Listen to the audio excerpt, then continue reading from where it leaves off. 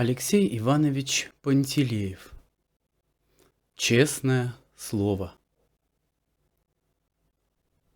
Мне очень жаль, что я не могу вам сказать, как зовут этого маленького человека, и где он живет, и кто его папа и мама. В потемках я даже не успел как следует разглядеть его лицо. Я только помню, что нос у него был в веснушках, и что штанишки у него были коротенькие и держались не на ремешке, а на таких лямочках, которые перекидываются через плечи и застегиваются где-то на животе. Как-то летом я зашел в садик. Я не знаю, как он называется, на Васильевском острове около Белой церкви. Была у меня с собой интересная книга, я засиделся, зачитался и не заметил, как наступил вечер. Когда в глазах у меня зарябило и читать стало совсем трудно, я захлопнул книгу, поднялся и пошел к выходу. Сад уже опустел, на улицах мелькали огоньки, и где-то за деревьями звенел колокольчик сторожа. Я боялся, что сад закроется, и шел очень быстро. Вдруг я остановился. Мне послышалось, что где-то в стороне, за кустами, кто-то плачет. Я свернул на боковую дорожку. Там белел в темноте небольшой каменный домик, какие бывают во всех городских садах. Какая-то будка или сторожка. А около ее стены стоял маленький мальчик лет 7 или 8 и, опустив голову, громко и безутешно плакал. Я подошел и окликнул его. «Эй, что с тобой, мальчик?» Он сразу, как по команде, перестал плакать, поднял голову, посмотрел на меня и сказал: «Ничего». «Как это ничего? Тебя кто обидел?» «Никто». «Так чего же ты плачешь?» Ему еще трудно было говорить, он еще не проглотил всех слез, еще всхлипывал, икал, шмыгал носом. «Давай, пошли», — сказал я ему. «Смотри, уже поздно, уже сад закрывается». И я хотел взять мальчика за руку, но мальчик поспешно отдернул руку и сказал: «Не могу». «Что не можешь?» «Идти не могу». «Как? Почему? Что с тобой?» «Ничего», — сказал мальчик. «Ты что, нездоров?» «Нет». «Здоров», — сказал он. «Так почему ж ты идти не можешь?» «Я часовой», — сказал он. «Как часовой? Какой часовой?» «Ну что вы, не понимаете, мы играем». «Да с кем же ты играешь?» Мальчик помолчал, вздохнул и сказал: «Не знаю». Тут я, признаться, подумал, что он, наверное, мальчик и впрямь болен, и голова у него не в порядке.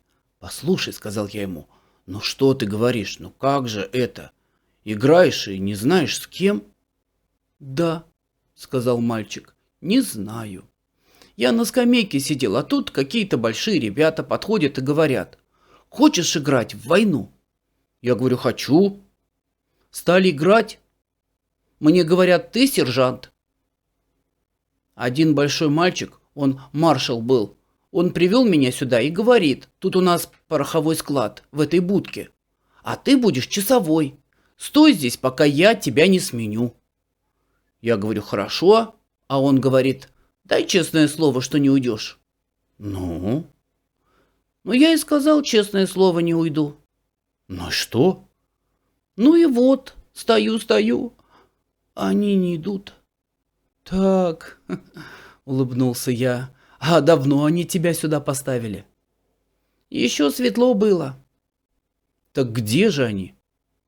Мальчик опять тяжело вздохнул и сказал: я думаю, они ушли. Как ушли? Забыли. Так чего ж ты тогда стоишь? Я честное слово сказал. Я уже хотел засмеяться, но потом спохватился и подумал, что смешного тут ничего нет, и что мальчик совершенно прав. Если дал честное слово, так надо стоять, что бы ни случилось, хоть лопни. А игра это или не игра, все равно. Вот так история получилась, сказал я ему. Что ж ты будешь делать? Не знаю, сказал мальчик и опять заплакал. Мне очень хотелось ему как-нибудь помочь, но что я мог сделать? Идти искать этих глупых мальчишек, которые поставили его на караул, взяли с него честное слово, а сами убежали домой? Да где ж их сейчас найдешь, этих мальчишек? Они уж небось поужинали и спать легли, и десятые сны видят. А человек на часах стоит в темноте. И голодный, небось. «Ты, наверное, есть хочешь?» – спросил я его. «Да», – сказал он, – «хочу». «Ну, вот что», – сказал я, подумав, – «ты беги домой, поужинай, а я пока за тебя постою тут». «Да», – сказал мальчик, – «а это можно разве?» «Ну почему же нельзя? Вы же не военный». Я почесал затылок и сказал: «Правильно, ничего не выйдет. Я даже не могу тебя снять с караула. Это может сделать только военный, только начальник». И тут мне вдруг в голову пришла счастливая мысль. Я подумал, что если освободить мальчика от честного слова, снять его с караула может только военный, так в чем же дело? Надо, значит, идти и искать военного. Я ничего не сказал мальчику, только сказал: «Подожди минутку». А сам, не теряя времени, побежал к выходу. Ворота еще не были закрыты, еще сторож ходил где-то в самых дальних уголках сада и дозванивал там в свой колокольчик. Я стал у ворот и долго подожидал, не пройдет ли мимо какой-нибудь лейтенант или хотя бы рядовой красноармеец. Но как назло ни один военный не показывался на улице. Вот было мелькнуло на другой стороне улицы какие-то черные шинели. Я обрадовался, подумал, что это военные моряки, перебежал улицу и увидел, что это не моряки, а мальчишки-ремесленники. Прошел высокий железнодорожник в очень красивой шинели с зелеными нашивками. Но и железнодорожник с его замечательной шинелью мне тоже был в эту минуту ни к чему. Я уже хотел, несолоно хлебавши, возвращаться в сад, как вдруг увидел за углом на трамвайной остановке защитную командирскую фуражку с синим кавалерийским околышем. Кажется, я еще никогда в жизни так не радовался, как обрадовался в эту минуту. Сломя голову, я побежал к остановке, и вдруг, не успел добежать, вижу, к остановке подходит трамвай, и командир, молодой кавалерийский майор, вместе с остальной публикой собирается протискиваться в вагон. Запыхавшись, я подбежал к нему, схватил за руку и закричал: «Товарищ майор, минуточку, подождите, товарищ майор!» Он оглянулся, с удивлением на меня посмотрел и сказал: «В чем дело?» «Видите ли, в чем дело, — сказал я, — тут в саду около каменной будки на часах стоит мальчик. Он не может уйти, он дал честное слово, он очень маленький, он плачет». Командир захлопал глазами и посмотрел на меня с испугом. Наверное, он тоже подумал, что я болен и что у меня голова не в порядке. «При чем же тут я?» — сказал он. Трамвай его ушел, и он смотрел на меня очень сердито. Но когда я немножко поподробнее объяснил ему, в чем дело, он не стал раздумывать, а сразу сказал: «Идемте, идемте, конечно, что же вы мне сразу не сказали?» Когда мы подошли к саду, сторож как раз вешал на воротах замок. Я попросил его несколько минут подождать, сказал, что в саду у меня остался мальчик. И мы с майором побежали в глубину сада. В темноте мы с трудом отыскали белый домик. Мальчик стоял на том же месте, где я его оставил, и опять, но на этот раз очень тихо, плакал.